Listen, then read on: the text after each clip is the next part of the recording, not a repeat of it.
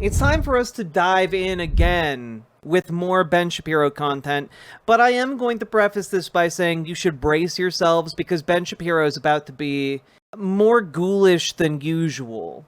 And I feel like perhaps in a way that is going to provoke a bit of a reaction. So just prefacing that at the beginning. And hey, if you're watching, remember to like, comment, and subscribe. Help out the channel. Let's take a look here. This is from a show 8 days ago, which, you know, not to be like conspiratorial about it or anything, but usually Ben Shapiro's show, it has bookmarks for the different sections, right? This one did not. So out of curiosity, I went through it and saw it to see like why might that be the case. And I found this segment. You know, we're like that. We wrote the platform with him. The team was so happy to work with us on this. And now he's going to be mayor. And all of a sudden, my work shifts from being on the outside to thinking about how to utilize the fairly significant municipal power of New York City. I mean, amazing, amazing stuff. And this is the direction Democrats are moving. So keep doing it. I love it. You could just cut it right there and it'd be like a pretty interesting pivot from Ben Shapiro. Unfortunately, it goes in a much darker direction. Seriously, keep doing it. I hope that you... For reference, those were some members of DSA who helped get Zoran Mamdani it should elected. Be noted that Heavens to Betsy is the best Christian interpretation of Seven Samurai. Oh, Salmon Moose, thank you for the $5 dono, and for bringing back an old chat joke that I enjoy. The Democrats are moving more and more to the left. That is becoming clearer on a wide variety of issues, but it's not just economics, obviously. It's also foreign policy. I said when Mamdani was running in the New York mayoral primary, a lot of people were saying politically, why is he not dissociating himself from globalize the intifada? Why is he not moving away from the quasi-support of Hamas? Why is he doing all that stuff? And I said the answer is because for the Democratic voting populace, that is popular. I was there in 2012 at the Democratic National Convention when Antonio Villaraigosa, who was then the head of the DNC, got up and in the Democratic National Committee platform, they wanted to have a plank that said that Jerusalem was the eternal and unbreakable capital of Israel. And it was booed down. He overruled them in the room, but it was booed down. So was God in the platform. What is that? Like, first of all, one, the reason it was booed down is because Jerusalem isn't the capital of Israel. The capital of Israel is Tel Aviv. That's one of the reasons that it was booed down, because declaring Jerusalem the capital of Israel is incredibly divisive. It is something that, like, rips the region asunder, because 3 different religions lay claim to Jerusalem as a site of utmost importance. So that's number one. Number two, I really want him to articulate God being booed down in the platform because they booed God? What? Like, oh, you were just going to put the word God in the platform? Is there no additional context? Again, Ben Shapiro has missed a step. He's just not putting together an actual idea here. This is the direction of the Democratic Party for most of my adult lifetime. And now it's reaching apex state. You can see it in its most virulent and ugly form with regard to what Israel is doing currently in Gaza. Just to make clear right now, Israel is shipping in extraordinary amounts of aid to Gaza. Extraordinary amounts of aid. Ambassador Mike Huckabee put This is a lie, but we'll get to what he's about to say here. out a tweet this morning explaining exactly what is happening in Gaza. Quote, there is no policy of starvation in Gaza except Hamas's deliberate starvation of the hostages. Israel does not limit the amount of aid entering Gaza and has in the past facilitated the entry of up to 700 aid trucks per day, depending on UN and NGO supply. In addition, Israel is now facilitating daily humanitarian pauses, 10 a.m. to 8 p.m., and aid airdrops. UN-led aid distribution has... These are just lies, by the way. Nothing about this is substantiated from anyone on the ground or observing the conflict. Stagnated after an initial increase, and the vast majority of it is diverted by Hamas. We talked last week about how the UN is... Literally, the New York Times did an in-depth investigation into this and found that That is just not true. Hamas is not stealing the aid. There is no evidence for that claim. It comes entirely from the IDF. Openly saying they will not allow the IDF to help them get the aid into the Gaza Strip because they want it stolen by Hamas. It is a thing they desire. A growing number of aid partners are trying alternative methods of aid distribution to civilians instead of relying solely on the UN mechanism. The main obstacle is Israel closed all 400 of the UN distribution sites. It refuses to allow them to reopen, refuses to allow any aid trucks that go to resupply those sites, and opened four sites for a region that is home to 2 million people.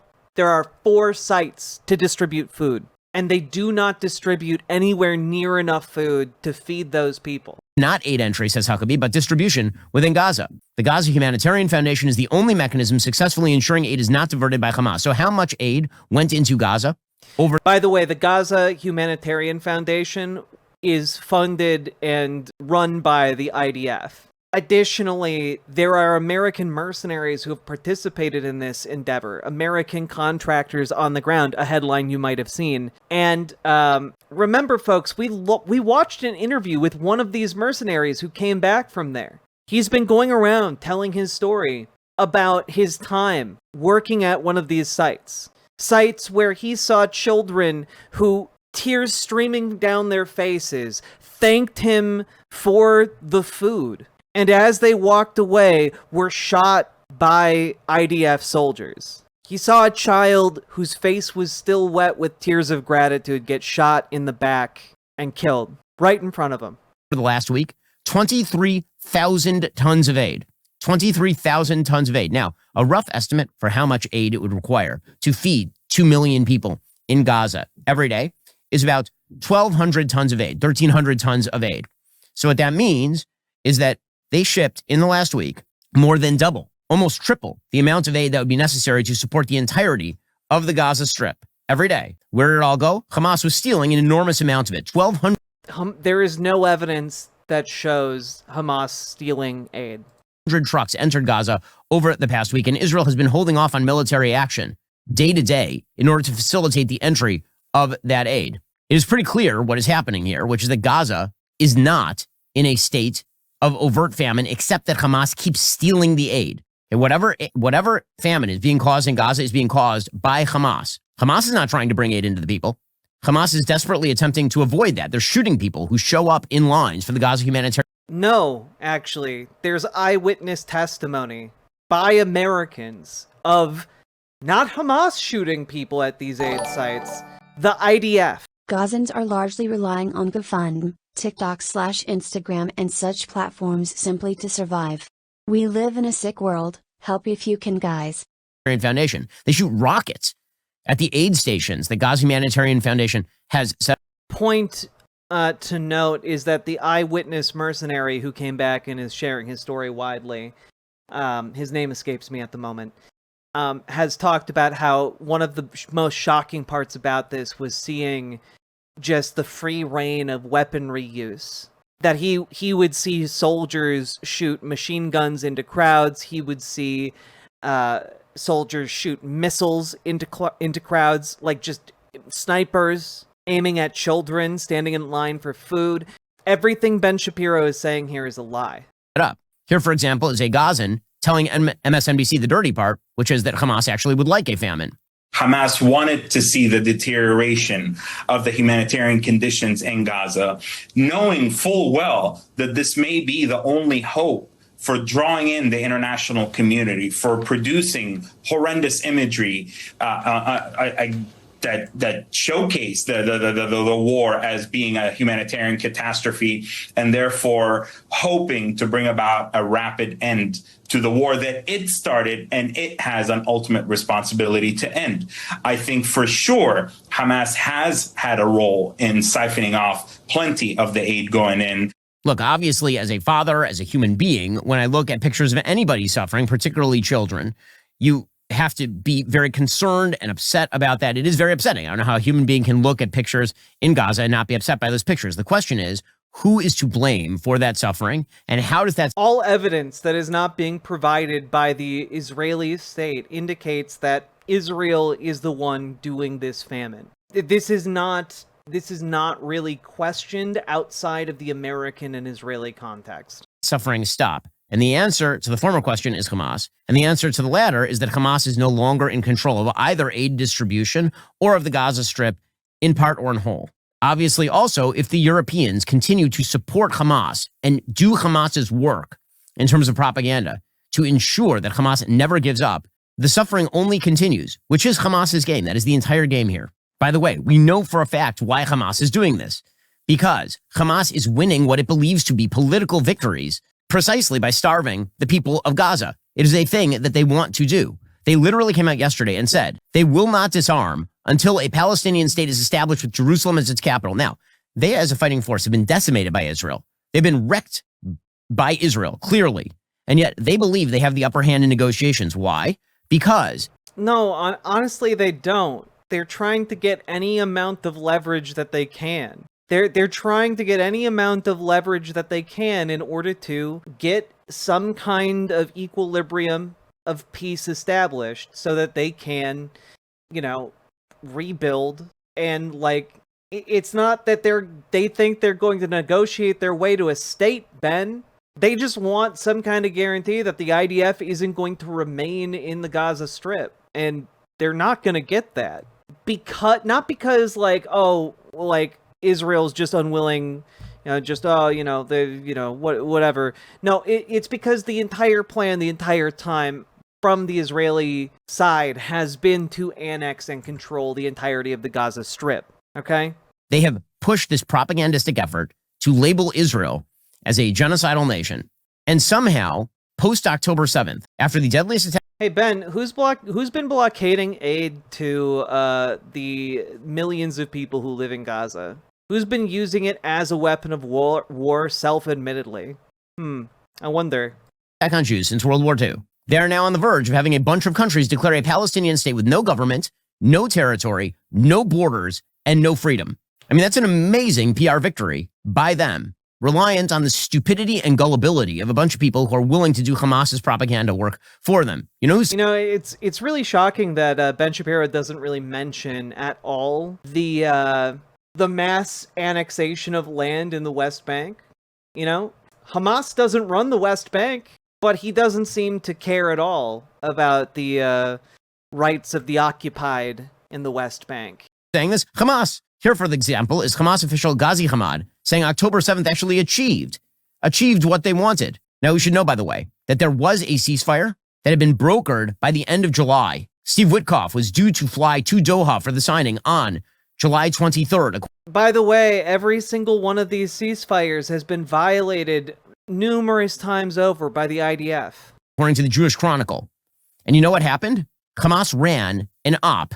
They ran an op saying that Israel was engaged in mass starvation. A bunch of European countries came out and said they were going to give the Palestinians a state on the basis of that. And then Hamas pulled out of the talks. And so the end of the war was actually prevented by Hamas along with its European allies, which is what they are. And it's, at best, delightful stooges in the media. Here's Hamas official Ghazi Hamad saying, we played them like a fish. 7 أكتوبر هذه الضربة القوية التي وجهت إلى إسرائيل. He's saying the powerful blow that was delivered to Israel on October 7th has yielded 3 very important historic achievements. First of all, it brought the Palestinian cause back to center stage. Why are all these countries recognizing Palestine now? Had any country dared to recognize the state of Palestine prior to October 7th? The overall outcome of October 7th forced the world to open its eyes to the Palestinian cause and to act forcefully in this respect. So, they killed... It's an incredible argument to make. I know I'm being quiet right now, but I just want you all to realize this is an incredible argument from Ben Shapiro.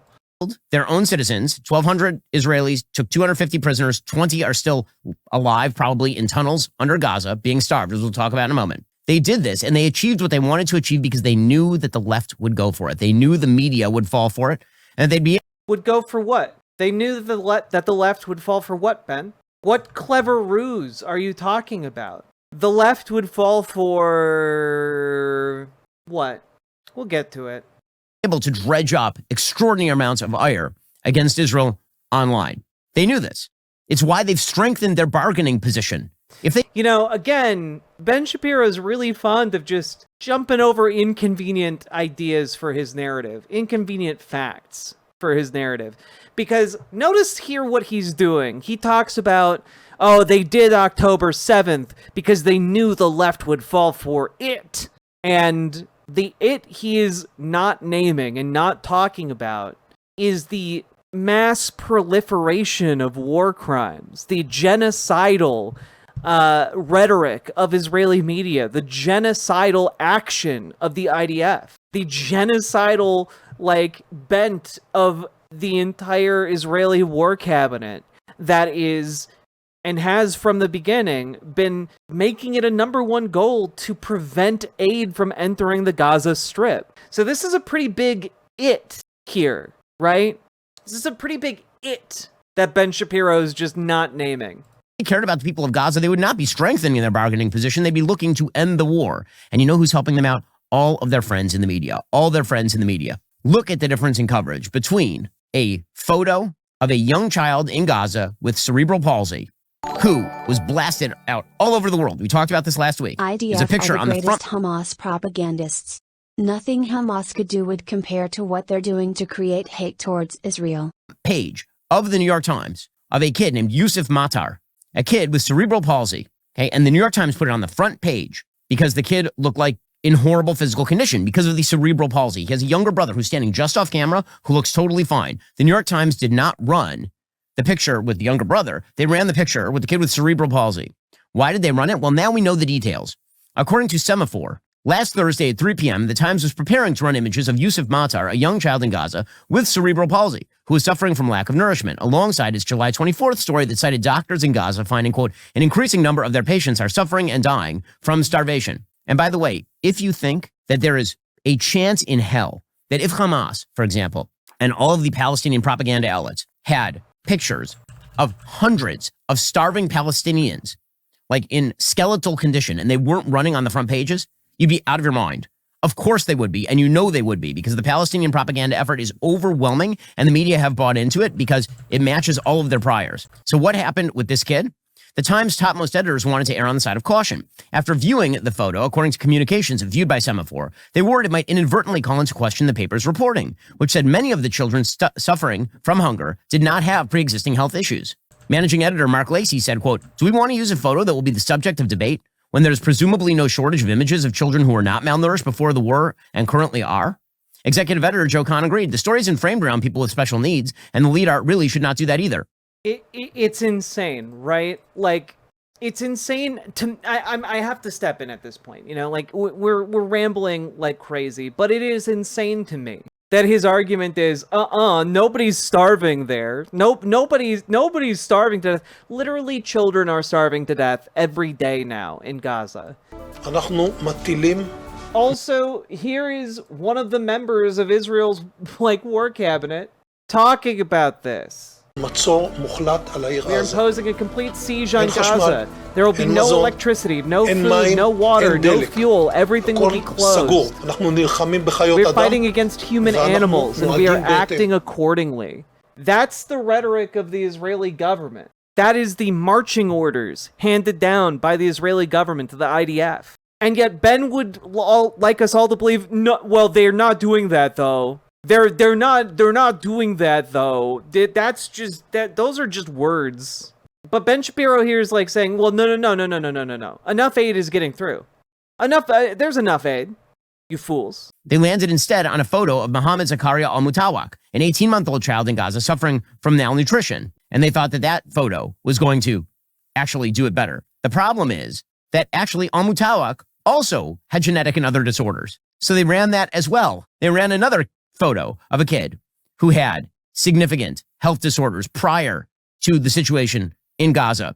They were desperate to run a photo demonstrating that Israel was starving children, and so they went ahead with photos of kids who had serious other health conditions other than lack of nutrition. I mean, Hamas could always count on its friends in the media. They could. Here's from a week ago. The Palestinian death toll from hunger and malnutrition has risen to 175 due to the blockade of Israeli-promoted humanitarian aid against the Gaza Strip. According to health organizations, at least 7 people have died in recent hours, which increases the food crisis in the Palestinian territories. In this regard, they warned that 20,000 children were hospitalized for acute malnutrition, while 300,000 children under 5 urgently need medical attention. In addition, they warn that despite the entry of some trucks of humanitarian aid airdrops, food needs in the Gaza Strip unmatched. Well, now you might be saying, but Jack, that's a very biased source. That's Telesur, don't you know? They broadcast from Vuvuzela, of course. Well, here is Al Jazeera. Here's Al Jazeera. The GHF, or what they call the Gaza Humanitarian Foundation, has nothing to do with humanity.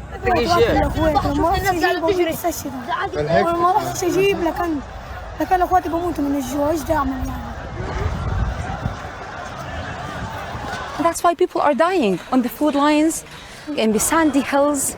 Yes, the scenes you are watching for the people dying literally just because they're waiting for food.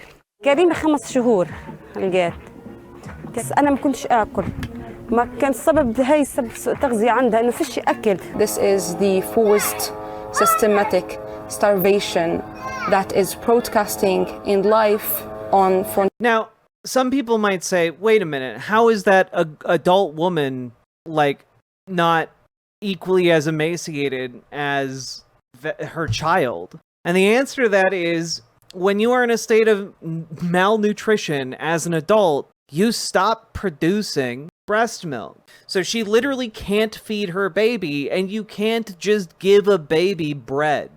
Babies can't eat the food that adult human beings eat. And Ben Shapiro, he's just like, oh, it's not happening, though. Of the world. What makes everything worse is that even those INGOs working for decades in the context of Gaza Strip, and now they're not allowed to work on their distribution points. By the way, during the ceasefire, there were more than 400 distribution points. People were able to get food and aids and dignity. All of them could reach food without... I can't believe his argument is disabled children just look like that. Are you kidding, Ben? No, genuinely, he's just like, oh yeah, disabled kids, they all look like that. And not when they're fed, they One don't. day everyone will have always been against this. Yeah, knifey is stuck. That is one of the most true, internet sayings of recently. It's heartbreaking, Being targeted or killed. The GHF opened these points about 5 to 6 weeks ago, and it's literally a death trap. It's only a cage where people are not allowed to reach the food, the very limited food parcels and boxes, until the GHF opens the fence for them. So they enter with hundreds of thousands of them to only limited boxes, fighting on these boxes, and also being shot.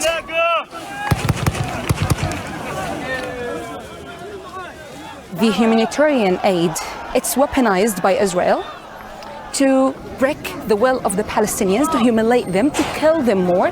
عندي ابني تعال يا سالم بسبب التكيات وهدول إنه بروح طلع كيف صار في حروق بوجهه طلع واليوم في عينه ورحنا لقينا فيها نزيف ساير والطفل الرابع هو استشهد. سبب موته كان سوء التغذية، انه سوء التغذية حد كان عنده ما قدرناش نوفر له الاكل ولا نوفر له اي شيء انه الطفل يقدر انه ياكل، فسببها انه توفى بإيده. He died in my arms as I was taking him to the hospital. Oh, but maybe Al Jazeera is too biased. He's from 2 weeks ago. Here's the United Nations. Now, I know Ben is going to argue that they're just biased and anti-Israel in general. Famine feared in Gaza, 5 facts. 2 out of every 3 famine thresholds have been reached in Gaza, according to the Integrated Food Security Phase. Oh god, sorry. 2 out of 3 famine thresholds have been reached in Gaza, according to the Integrated Food Security Phase Classification, IPC. This is the system that is used to designate whether or not a famine under international law is in fact occurring. Plummeting food consumption and acute malnutrition.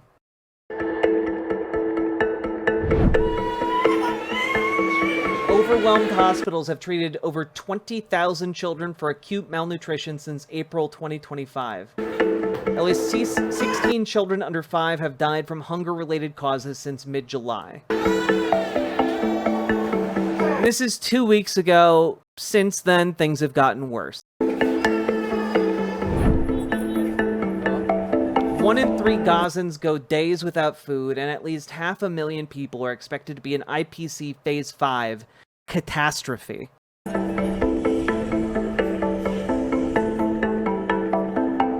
500,000 people are in the worst stage of famine. 90% of the population has been uprooted, and safe zones cover less than 12% of Gaza. The aid that Doge had destroyed from USAID could have saved a lot of those children. Absolutely. Instead of sending our aid over to help the children of Gaza survive, Pete Hegseth ordered it burned. Humanitarian access remains severely restricted, with aid convoys frequently obstructed or looted. Yeah, because looting is now happening, but it's not being done by Hamas. It's being done by people who are dying. They are starving to death, they are dying, and they're going to steal those loaves of bread to save themselves and their families.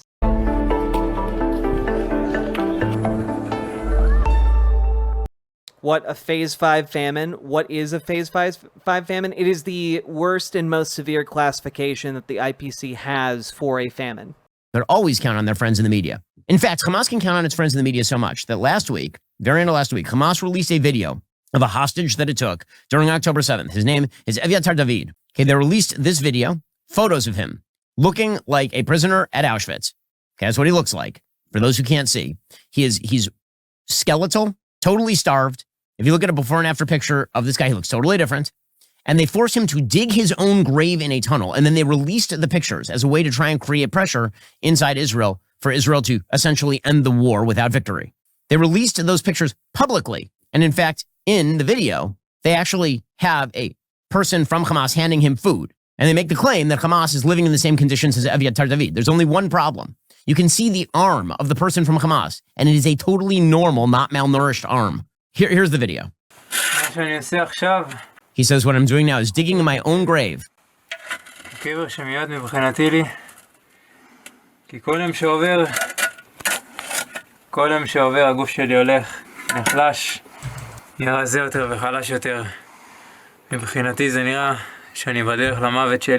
I'm walking directly to my grave. This is the grave where I think I'm going to be buried. Time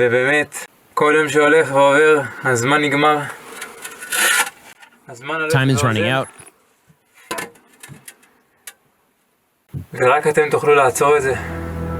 You are the only ones who can end this.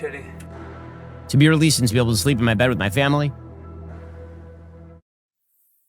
Okay, they released this. Hamas released this. Why did they release this?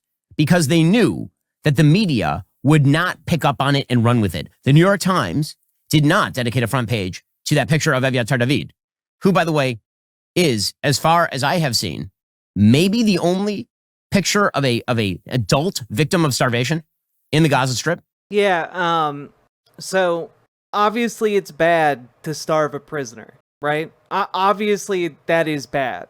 But I think if we can recognize that starving one prisoner is a heinous crime, starving 500,000 prisoners is something on another scale entirely, right?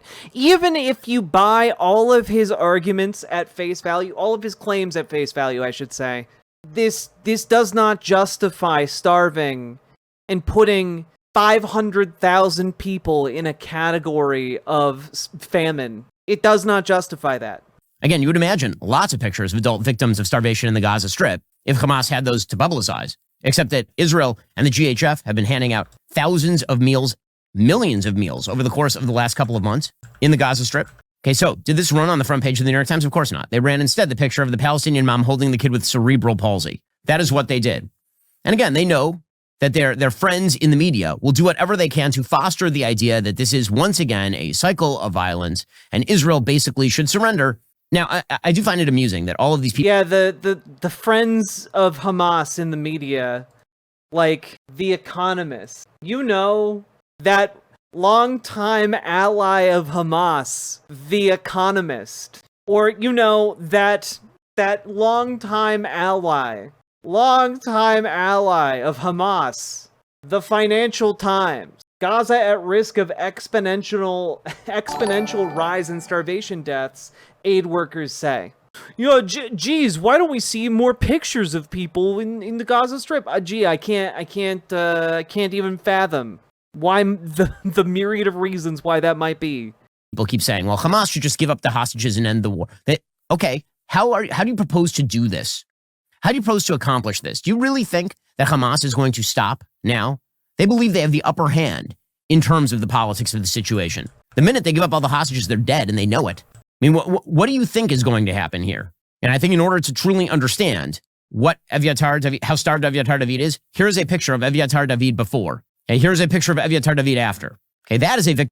And yes, that is a victim of starvation, 100%. I would also argue that this is a picture of starvation. But you seem to think that, like, people like me look at the mistreatment, the torture of a prisoner and say, yes, that's good. Well, like, sobbing at the human atrocity of the starvation of another person. No, they're both bad. But one is on a completely different scale. Dozens of kids and adults in Gaza have starved to death in July as hunger surges. You can literally see this child's entire bone structure through his skin. The fact that Ben doesn't want to face is that he would have considered the Holocaust justified by the Warsaw Ghetto Uprising. Naomi Sunrider, thank you for the $5 super chat. Victim of starvation, because Hamas is deliberately starving its own hostages. Okay, but then you have tweets like this one from Piers Morgan, who has truly turned into the Jerry Springer of low-rent politics. Quote, it's interesting that all the prominent pro-Israeli voices on here who refuse to believe any Gazan casualty numbers published by the Hamas-run Palestinian Health Ministry accept the veracity of hostage pics or videos posted by Hamas without hesitation. I don't know what the hell Pierce is trying to say here. Well, one, it's that a lot of folks that are much like you, Ben, take very, very seriously the idea that all information put up by Hamas is lies. But when suddenly it is a point in favor of, like, the Israeli propaganda machine, suddenly it's unquestionably real. Yeah, Piers Morgan is even coming around on this issue, and frankly, that it's a sign of the times. It's a sign of the momentum on this issue. Honestly, is he claiming that the pictures put out by Hamas are fake there? Hamas put them out. No, he's pointing out the failed logic of people like you, Ben. And if he's saying, why do you only believe the Hamas propaganda videos in which they accidentally expose themselves as opposed to the numbers that they put out that are totally unverified and unverifiable? The answer is very simple. It's an obvious admission. Yes. Unlike the IDF's numbers that are all very verifiable as well. You know, all of the transparency from the IDF that doesn't allow journalists into Gaza without being accompanied by IDF minders. Against interest. Okay, there's a principle in criminal law. Okay, that principle is that if somebody makes what's called an admission against interest, it is admissible in court in a way that admissions against interest are not. In other words, how is that at all relevant to this, Ben? People don't tend to tell on themselves. So if Hamas is you would still use the photos and videos even if there wasn't, like, a hand or arm in the video. It would still go to further your point. Like, Ben is trying to argue that the technicality of, like, an arm that doesn't look emaciated in the video is, like, the smoking gun here. Putting out one line of attack saying that Israel is killing hundreds of people at aid stations every day. That serves their purposes. That's not a line of attack, that's a fact. It's a fact demonstrated by members of the IDF at these sites. It's demonstrated by witnesses who worked these sites. And if they put out a video that is designed to stoke hatred in Israel by people against their government, which is what this was, and it accidentally instead shows that they are starving hostages, that is an accidental admission against interest. So yes, I believe them when they put out a video of the hostage whose name we know, of them starving this person to death. Yes, I believe them when they do that. And no, I don't believe them when they put out statistics that there's no way of verifying 5 minutes after an event occurs. Was it particularly fat? I wouldn't have described the arm as particularly fat, just kind of a muscle arm. Like it has like a little bit more muscle on it than like your average dude arm. It's not, I don't know. I got nothing for you guys. The fact that that's what he latched onto there is insane to me. When we know they lie repeatedly. But again, all this is part of a broader propagandistic idea, and it is bought into by the left across the globe. I mean, truly across the globe, which is an amazing thing and speaks to sort of the underlying dynamic on the left, which is always and forever to declare that unsuccessful third world regimes like Hamas are somehow victimized by their colonial overlords or some such. Yes, colonies are victimized by the colonizers. That's literally the dynamic. A colony is created to extract value and wealth at the expense of people in the colonies. Yes. It's why America exists, Ben. What are you talking about, Ben? Nonsense. Now, how's this actually going to come to an end? According to the New York Times, there's now a discussion between the Israeli government and the American government. They're going to try and push for a comprehensive deal. Hamas does not want to make a deal, obviously. So basically, Israel and the United States may say that there will be no more piecemeal deals. Everybody comes out alive. Hamas goes into exile, or Israel goes to the end. Okay, which, by the way, should have been the situation in the first place. They should set up. Or Israel goes to the end of what, Ben? When we're talking about a siege of millions of people. Humanitarian enclaves in Rafah and a couple other places around the Gaza Strip. They should make sure that the aid to those places is plentiful. They should use face recognition technology to try and prevent people associated with Hamas from getting into those enclaves. This would be people who know anyone associated with the government structure of the place they lived in. Yeah, that doesn't make sense, Ben. Basic counterinsurgency strategy, and then they should essentially clean up the rest of the Gaza Strip. They should give people a particular period of time to get to those humanitarian aid areas that are protected by the IDF. They are not protected by the IDF. They are deliberately put in active conflict zones. And other people on the ground in which aid is controlled, not by the United Nations, which is, again, an awful, evil organization. Yeah, of course. But instead is controlled by an organization that does not wish to hand the aid to Hamas. And then after giving people enough time to get to the enclaves, Israel should essentially start annexing 1 mile per day, 1 square mile per day for every day that Hamas does not surrender in the rest of the Gaza Strip. Because there's Ben, they don't need to annex it. They effectively control it. What are you talking about? The UN is evil? Yes, in Ben Shapiro's view of the world, the UN is an anti-Semitic evil organization dedicated to the destruction of Israel. That is how he thinks of it. Literally, I'm not embellishing. Nothing else that Hamas understands at this point. If Israel would like to get back its hostages, that is the only way of doing this. But by the way, Ben Shapiro has talked about how he does not believe, the difficulty, let me put it this way. He has talked at length about the difficulty of annexation when talking about the Gaza Strip and the West Bank, specifically because it would change the voting demographics of Israel. He's against that unless there are no Palestinians on that land anymore. Alrighty, coming up, we'll get into the latest on the economy. Okay, we're done with that, thank God. But it's a particularly odious segment, to be sure. Like it is disgusting in a way and on a level that like I don't think anyone can really be prepared for. Ben is just absolutely beyond the pale.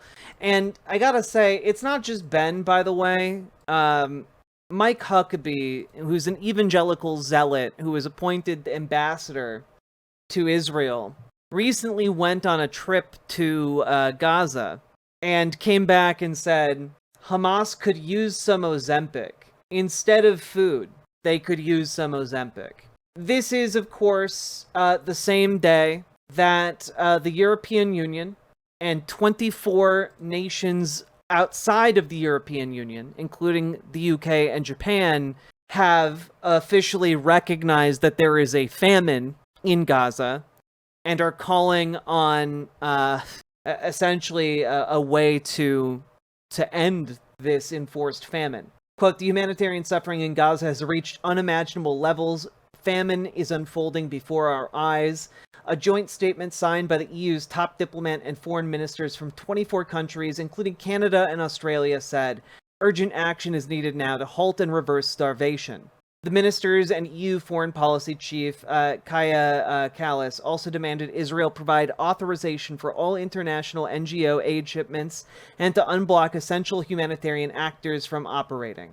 17 European Union countries signed the statement, including France and the Netherlands, as well as countries such as Spain and Ireland that are more stridently critical of Israel. So, again, in Ben Shapiro's world, everyone is just being lied to, and the world is united against Israel.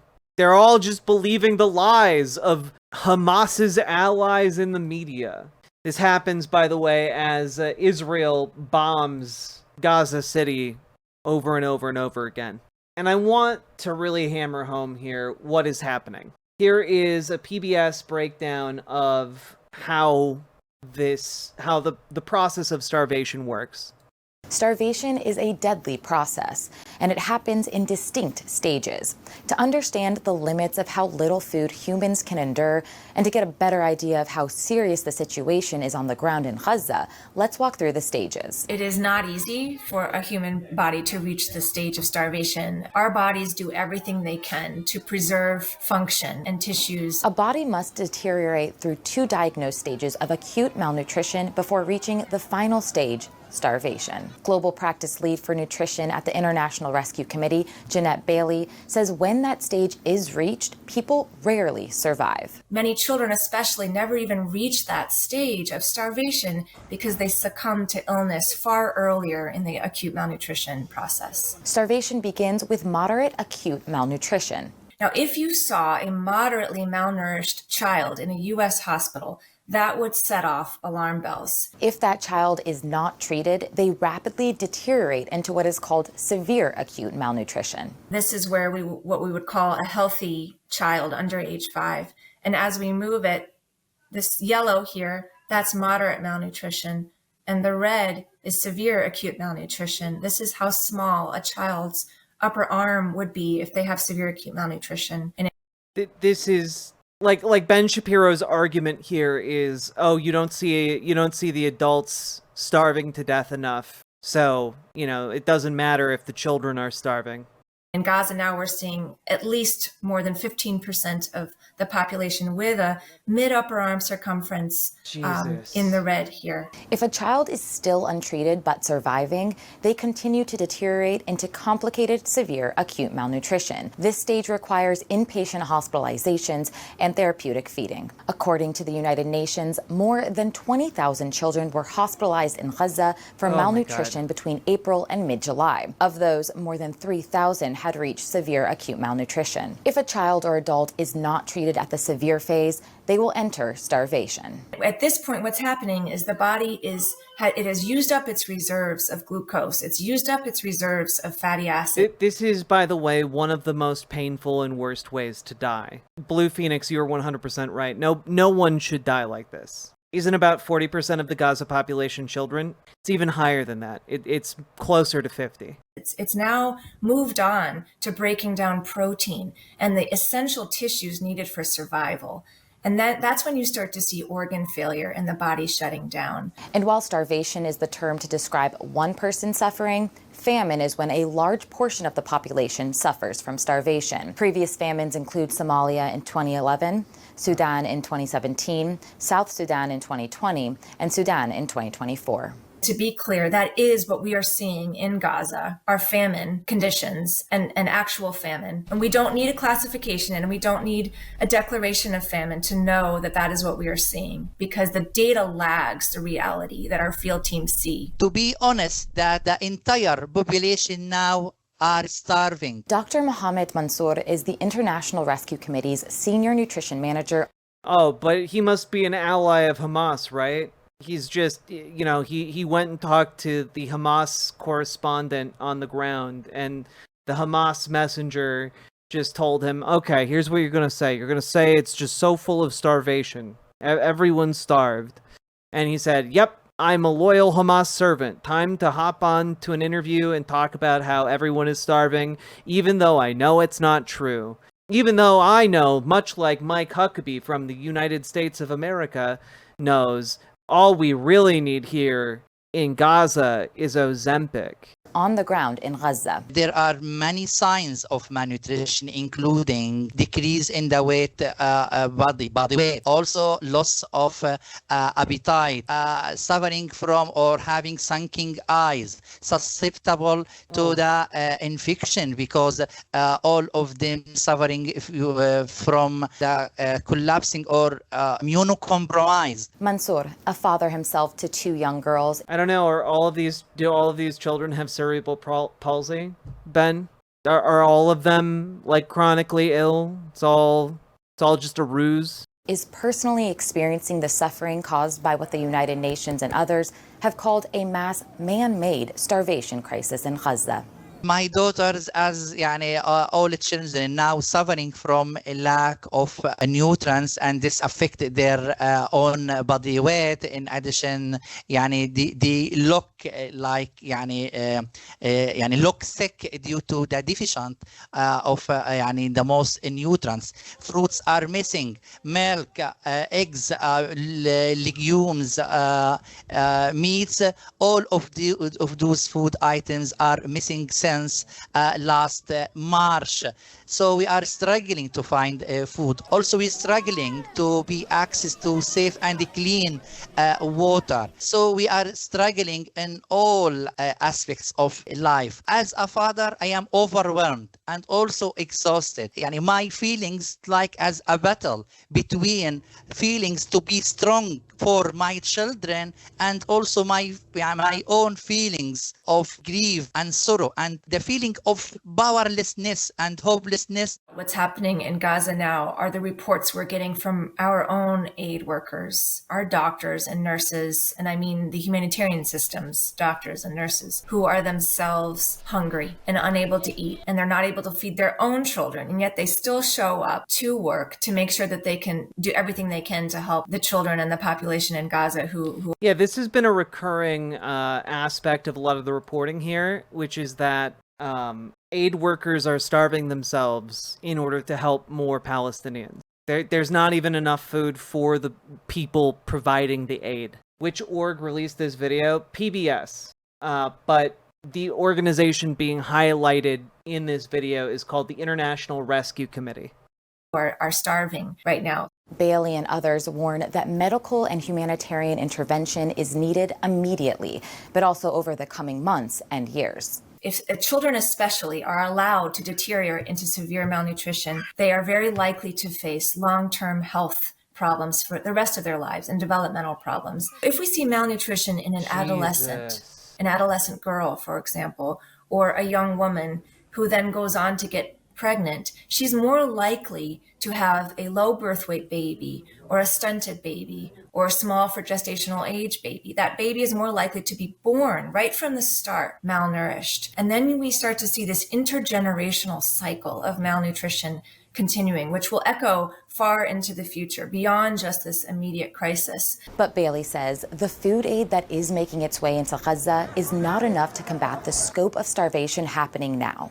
Food aid alone is not enough to save somebody from starvation. What's needed is support to the entire health system. A very severely malnourished child, they're not able to eat. They're not even able to cry. They can't even exhibit signs of infection. Their body is unable to function properly. So you can't just feed a starving child. That child needs intensive medical care to rebalance their system and recuperate and stabilize before they can begin the refeeding process. That consists of dispensing therapeutic milks to help stabilize a person for weeks before a thicker, more nutrient-dense peanut paste can even be introduced. Only then can the slow refeeding process of food begin. People need to be able to access health care in a sustained way over the course of several months in order to fully... Yeah, like you can't just give them a sandwich. You know, it's not like, oh, you're starving, kid. Here's like 5 sandwiches. You're good now. Like it is an intensive, involved process to make sure someone's entire organ internal system can basically exit out of the self-consuming phase of starvation. Recover from their acute malnutrition. According to the World Health Organization, hunger-related deaths in Gaza are on the rise. 63 Palestinians, many of which were children under the age of 5, died of malnutrition in July alone, compared to 11 total in the 6 months prior. My biggest concern is that we're allowing babies and toddlers who have just started their lives to die of hunger. This does not need to happen. Treating malnutrition is a very solvable problem. We have all the solutions. We know what needs to be done. We have people who know how to do this. We need to equip them with what they need to address this. We struggling, but we have to endure because our children are watching. For PBS News, I'm Dima Zain. It's truly, truly stomach churning. And so the fact that people like Mike Huckabee, people like Ben Shapiro, are out there making light of the fact that dozens of children are starving to death every month. They're out there saying, oh, well, yeah, sure, 500,000 people might be in catastrophic famine, but that's war for you. No, that's not war. This is colonialism. This is genocide. This is a massive land grab being done and fueled by outright abject racism. And we are complicit. We are enabling this as a country here in the United States. And it is truly, truly disgusting. Yeah, that doctor did testify in front of Congress. She was there providing aid. I think she had to flee a hospital as it was being attacked. By the IDF, by the way. I'm so hella depressed now. Our species just sucks, guys. Yeah, I mean, this isn't great. But also, what? There are people choosing to go into all that hell on earth, to do something about it. There are people fighting here to try and do something about it. Best thing you can do right now, if you want to change the broader political project here in the United States, if you want to steer us away from complicity with the genocide that is unfolding, the best way you can start is by building your local connections, your local power, your local influence, and move the country in that direction, because there are millions of people who are just as disgusted. All it takes is for us to actually do something about it. Organize with others, run for something, and make that better political future a reality. Riverboat deck is going to town. All the viewers gather around. Twitch and YouTube and Swishy streams. All that content is bursting the seams. Politics, gaming, and plenty more. Your sense of fashion you'll adore. So grab your stuff and hop aboard. We're going straight to Jack's Discord.